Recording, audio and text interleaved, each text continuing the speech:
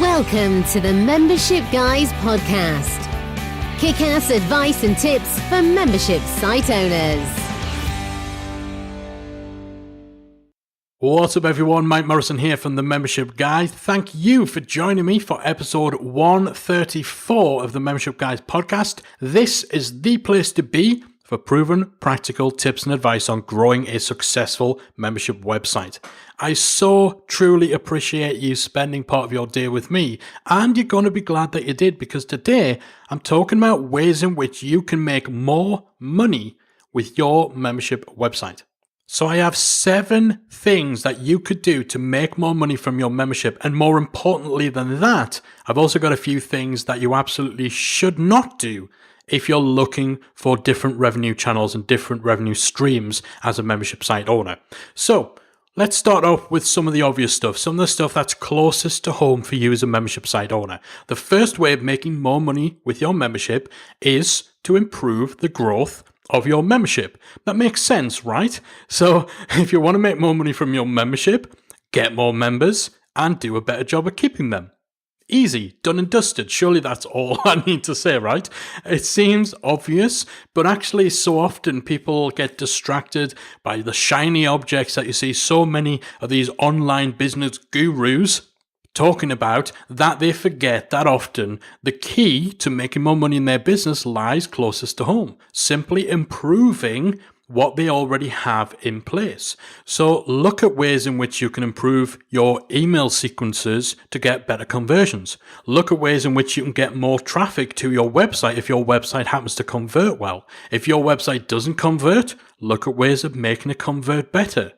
Explore any feedback that you've had or any patterns that have emerged within your member base to try and find areas in which you can improve retention and you can reduce churn. All the stuff that you should be doing as a membership site owner, and we've got loads and loads of resources both in the archive of the Membership Guys podcast as well as on the blogs and all that stuff we have over at the Membership Guys that will help you to get more members and do a better job of keeping them. But that is the first and most obvious thing. If you want to make more money with your membership, before you go off chasing alternative revenue streams, look closer to home and look at what you can do to improve the growth of your membership. So that's the first and obvious one. That's the no-brainer one, but it's worth saying because often so many people forget that it can be just as simple as that. Get more members, do a better job of keeping them. So that's the first way of making more money with your membership. The second is to put your price up. Again, this might seem like an obvious one. If you want to make more money for the members that you sign up, put up your prices. Now, you want to be careful with this one. There's a few things to keep in mind. First and foremost, you won't typically increase the price that your existing members are paying. There's actually 3 main reasons for this. First and foremost, it can be a bit of a sticky area if the terms and conditions of what someone signed up for don't cover the possibility of prices increasing in the future. The logistics of doing a price raise for existing members can be a nightmare and could land you in hot water, especially if you don't communicate and manage the whole process correctly.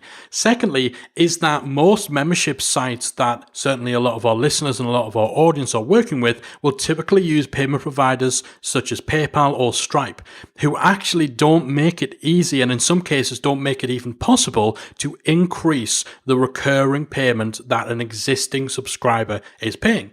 They don't actually allow it. And so even if you did plan on increasing prices for your existing subscribers, you wouldn't be able to. Obviously, the reason these payment providers don't do that is to stop unscrupulous business owners from simply doubling, trebling, or 10xing the payments that they're taking off someone without permission. So in most cases, you simply won't be able to actually increase the prices unless you were to get your existing members to cancel their subscription and then re-sign up on a higher rate. The third reason you typically won't want to put your prices up is because having grandfathered pricing, so having members paying you at the rate that was available when they first joined, is great for retention. If somebody joined back when you first launched and maybe they're paying $30 a month and now you're charging $60 a month for new signups, then that person who has that $30 a month rate, they have a big incentive to not cancel. they're going to want to make sure they are 110% certain if they think about leaving that they won't want to come back, because if they do come back, then they face the prospect of having to sign up on a much higher rate. Whereas if someone had been thinking about taking a break just for a few months, then they're more likely to continue their subscription rather than risk losing their discounted rate. So just some stuff to think about if you do consider putting your price up as a way of making more money and making more profit with your membership. As well, if you are thinking about a price increase, leverage the fact that that increase is coming. So if you decide that you want to put your price up, even if it's just by $10 a month, then decide on a date, perhaps 1 or 2 months in advance, and then promote the fact that that price increase is coming as an incentive, as a bit of urgency to your audience in your email list to encourage them to sign up before that price increase actually happens. It's what we call a reverse discount. If you join now, then you get to lock in the monthly price of $40 a month. That will never increase. But if you wait until next month, then you're going to be paying more. So the urgency is there for you to sign up right now. This is a tactic that we encourage people to use during their launch periods for a new membership site, to start out with an initial launch discount that goes away after the first 2 weeks to, again, give you that additional urgency, additional scarcity to incentivize and motivate people to join up during that launch period. But also at any stage during your membership, if you decide to put your price up, use that as a reverse discount promotion. Something we've done ourselves at MemberSite Academy, and something that has been very, very successful for us and for a lot of our students too. So that's option number 2 for ways of making more money with your membership. The third is to add a new level, a premium tier for your membership. So this will be a higher priced membership level that perhaps has more exclusive content. Maybe it has a degree of one-on-one time with you or small group coaching. Usually it'll have some bells and whistles, some exclusive aspects to it that aren't available to the regular membership level. Now, we usually don't recommend that people differentiate their membership levels according to content that's made available. Instead, think about ways that maybe you can give a little bit more exclusivity in terms of access to you, in terms of maybe even facilitation. So maybe there's a degree to which you will directly help people do whatever it is your membership helps them to do. It's all really going to depend on what your current membership offers, but try to make the next tier up, any sort of premium tier, a one that offers something currently not available within your membership. And usually that does involve some sort of direct access or facilitation where you're hands-on and you're directly involved with your members. Again, a lot of this is going to come down to the current structure of your membership, and chances are you'll already have had members asking you for certain things that your current membership level doesn't provide. So that might be the ability to get private direct feedback for you. It might be the ability to have you assess their work or assess their progress. Think about what sort of stuff you currently don't offer, but which would be of use to your members and would help them get to where they want to go quicker, and then look at the potential for bundling that into a higher priced premium tier. And if you're not sure what a premium tier would encompass, ask your members, run a survey. If we would offer a higher priced tier, a higher priced version of the membership, what would you like to see? So that's your third option, add a premium tier to your membership. The next option to consider is running some sort of live event. So this could be small workshops, it could be intimate masterminds, or it could be a full-blown conference. If you have a live event, it's a very different type of experience, a very different type of offering from a membership site. And it's something that complements memberships very well, because the value that can come from taking online community connections offline, of having your members meeting in the real world, not just meeting each other, but meeting you as well. That can be a hugely compelling offering and can really elevate your membership while at the same time giving you an additional revenue stream. And on the flip side of that, you can use your live event as a way of adding additional benefits to your membership. Now, I always maintain that if you have things like events, or if you have things like products, that's a great opportunity to provide some sort of exclusivity to your members. So Usually, that means giving them first disposal at buying tickets or booking slots at a mastermind or a conference. So give them the first disposal, but also giving them a discounted rate. So members should always pay a little bit less. It doesn't have to be a huge amount, but it should be a discount compared to what the public will be paying, because that then becomes a perk of being a member. In addition to your great content in your community, members of your membership always get discounts on all of our live events. They also get first dibs on our live event tickets. Now that is an additional string to the bow in terms of your value proposition for your membership.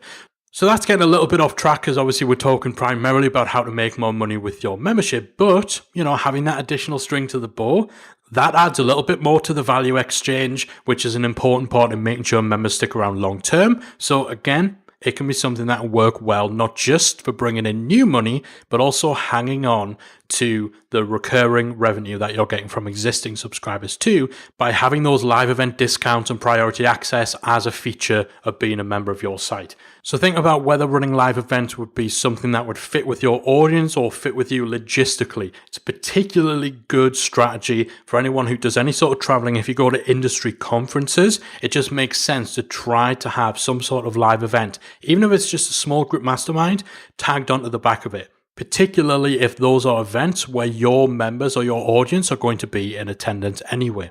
That's certainly something we do ourselves every year after Social Media Marketing World, which is an event that a lot of our members and a lot of our audience attend. We always run either a workshop or a mastermind the day after that event ends, and it always sells out very quick.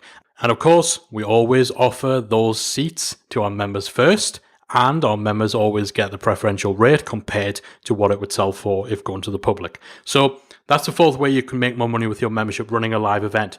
Next is to sell products. Again, similarly to live events, look at whether there are any sort of complementary offerings. Maybe it's standalone courses, maybe it's actual physical products like merchandise. Female Entrepreneur Association, for example, have just recently started a whole range of merch for the Female Entrepreneur Association, which is a successful membership run by Cara Green. They've just recently launched a whole line of merch that she offers to her audience. Scott's Bass Lessons, which you'll have heard me talk about quite a bit, one of our favorite clients of all time, a very successful bass guitar education membership.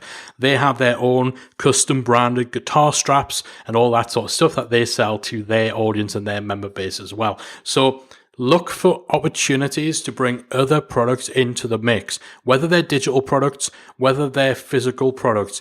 If there's anything else that can help solve your audience's problems, or anything that just seems like a total no-brainer to sell to your audience, whether it's equipment, whether it's resources, consumables that you know that your audience are using anyway, then try and find these opportunities and explore how feasible they are. What I would say is you obviously want to make sure that what you're offering doesn't compromise your existing membership.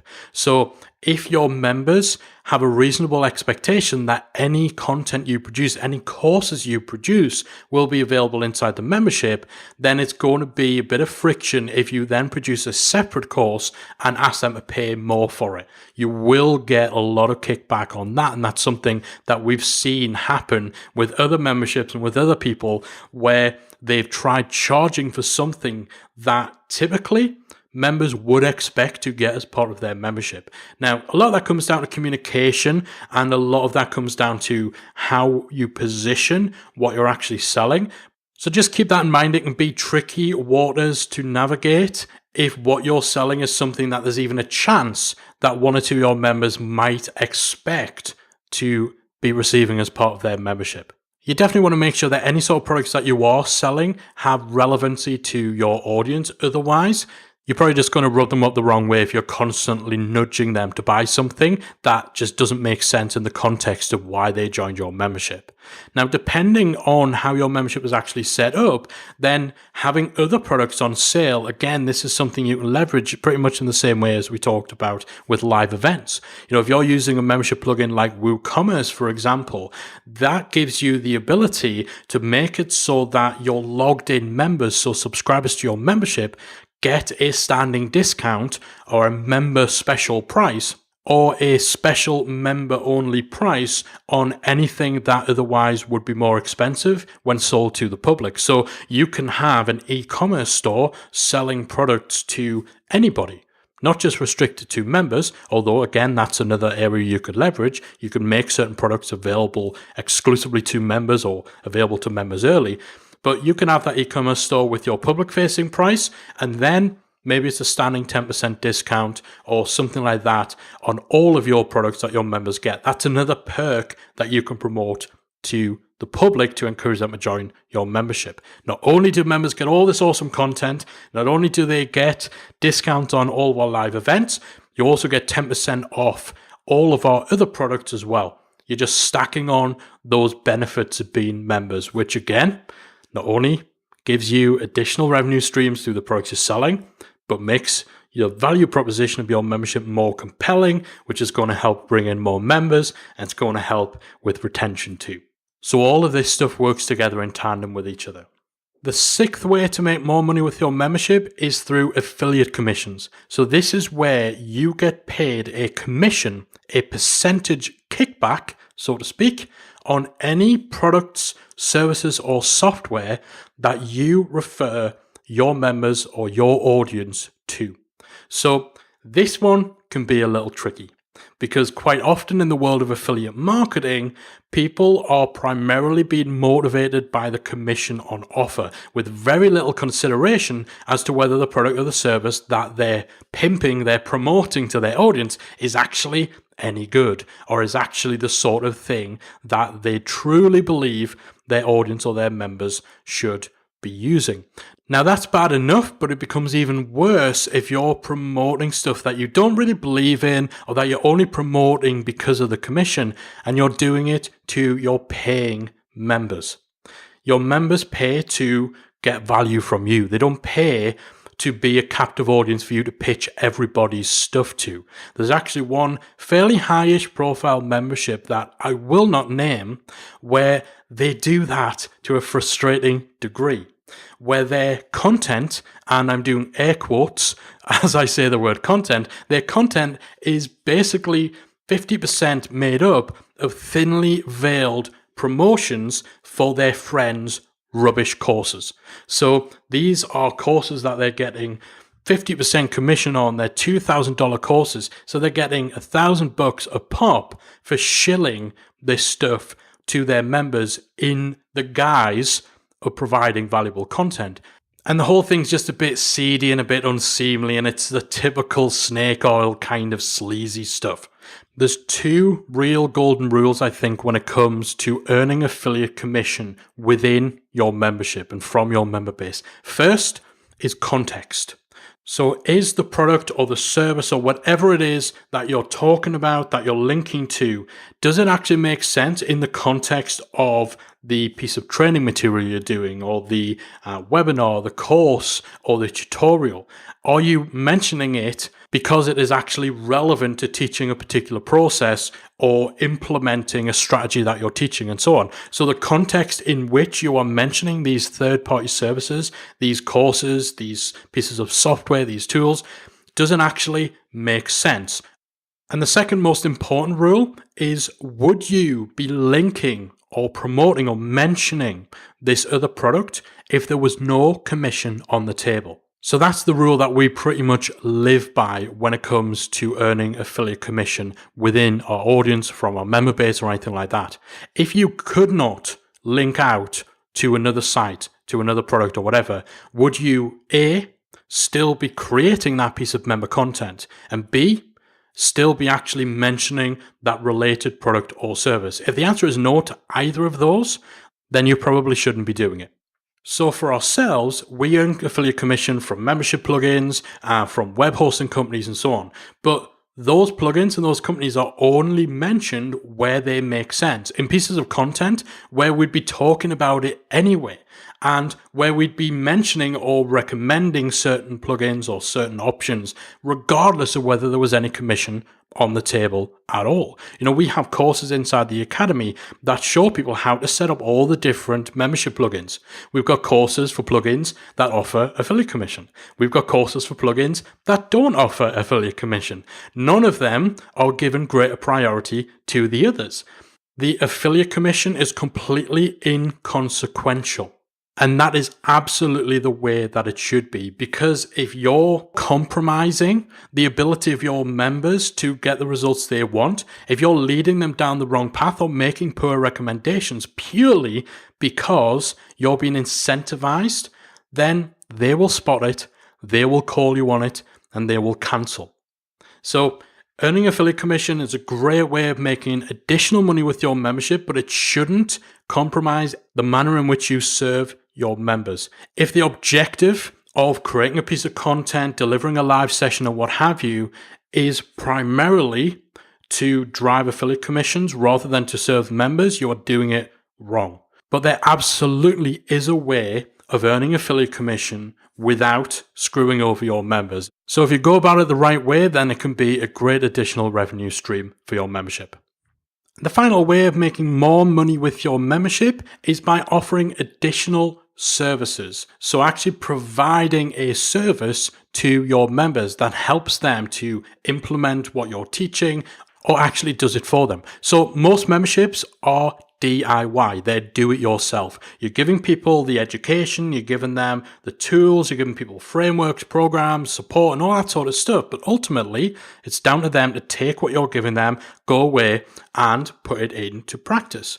Now, this is obviously an approach that is best suited to the one-to-many model, because you can't be really hands-on and give people individual attention if your membership has hundreds or thousands or tens of thousands of members. It's simply not logistically possible. However, kind of similar to what we talked about with premium tiers and all that sort of stuff, there is potential for spinning off service-based offerings that you take out to market to give people options for either having a done with you service. So that's something where you actually hold someone's hand as they implement the stuff. So there might be a mentoring service, a consultancy service, and all of that. Or maybe even a done for you service. So if you're teaching a technical process, maybe you're teaching someone how to build a membership site or run Facebook ads or stuff like that, then there's potential scope for a done for you service where you or your team actually go away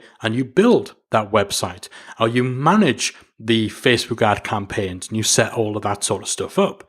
Now, this obviously all depends on your topic, on the problems that you're solving. So, for example, there's no way you can offer a done for you service if what you're doing is teaching people how to play a guitar, for example, because you can't make it so that someone just knows how to play guitar, because obviously you can't just learn guitar on someone's behalf. But you could certainly offer a done with you service where maybe you become a remote teacher, you provide virtual lessons. Now, that's probably not something you're going to offer as a feature of your membership because it's going to be hard to scale. But you might have a service where you take on no more than 10 students, or maybe you bring together other teachers. You have a staff who then provide a virtual music instructor service. It's all really just about finding the different angles and the different ways in which you can help people get to where they want to go. Now, this might seem counterintuitive to a lot of you who have moved to the membership model to get away from trading time for money, to get away from a service-based business. And indeed, that's something that I talk about all the time. I talk about why most businesses, they need to get away from time for money and all that sort of stuff. But it is really just about finding what works best for you, what works best for your audience. And of course, if you don't want to be the one trading time for money, then there's scope to perhaps build out a team of staff who actually provide the service and you just manage and coordinate everything yourself. So think about whether there's any scope for having a service-based offering that is an offshoot of your membership that's perhaps a higher priced or a premium offering. So if you are looking for the ways of making more money with your membership, it's certainly worth exploring the potential for offering some sort of service-based offering. So those are 7 ways of making more money with your membership.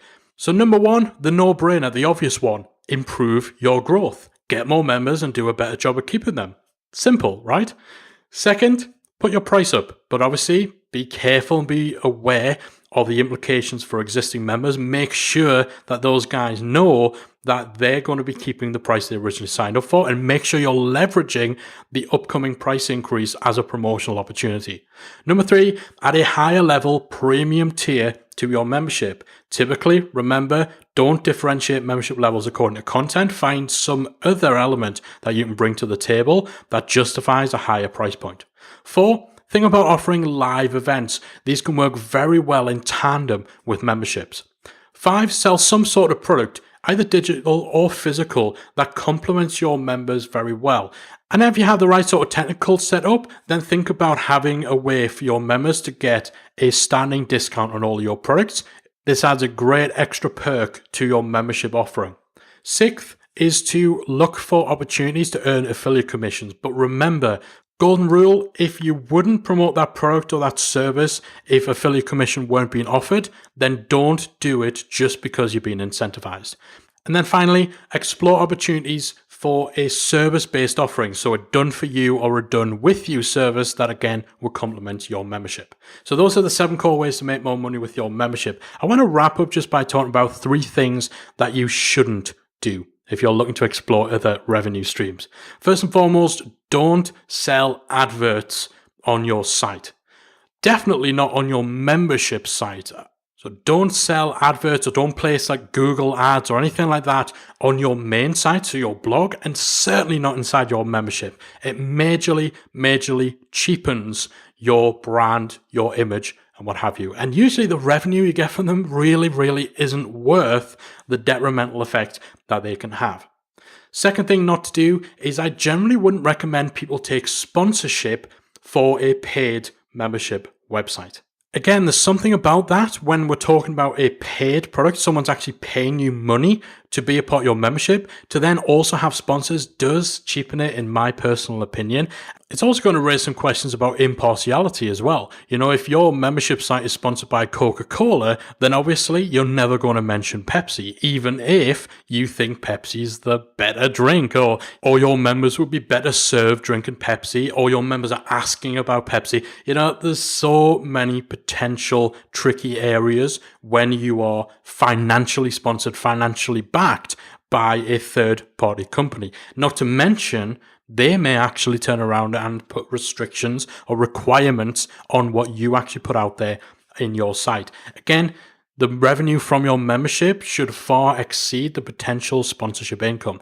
Now, just to avoid confusion, I'm talking about having your paid membership website backed by a sponsor. I'm not talking about sponsorship for your free podcast, for example. But even then, I would recommend, if you've got your own products to sell, be your own sponsor.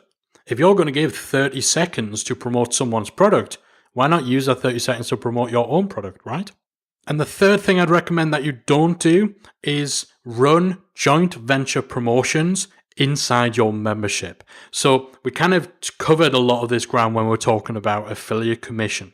In the online space, a joint venture usually means you partner up with someone who's got something to sell, and together you create a webinar or you piece together some sort of promotional plan between the two of you, whereby you agree to expose the other person's product or just the other person to your audience, and in exchange, any traffic, any leads, any sales you send their way, you get a nice fat commission from.